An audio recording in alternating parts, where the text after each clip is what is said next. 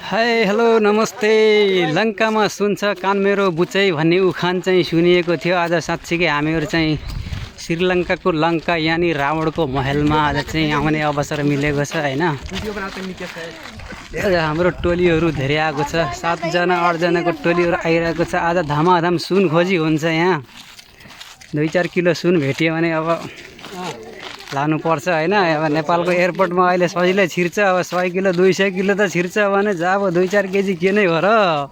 Hello दाजु, hello, कैसा लगिरहेछ तपाईलाई? सलमान भाई कैसा लग रहा है? रावण की महल आया तो बहुत अच्छा लग रहा है। बहुत अच्छा लग रहा है। हड़केश भाई बताइए कैसा लग रहा है इधर आना आपको? बहुत बढ़िया लग रहा है भैया। चलो थोड़ा घूमेंगे।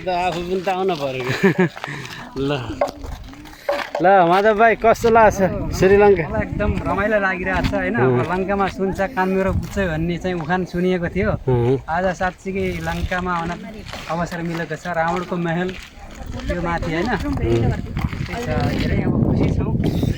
यो छ अब रावणको महलमा आउन पाएको छ, जहाँ रावणले सीतालाई हरण गरेर ल्याएको थियो। यहाँ त्यही हो। अब हामी जाँदैछौँ माथि। सुन पनि पाइन्छ अरे यहाँ खोज्नी हो। गुड लिएर जाने हो। ल ल by by by by, happy morning.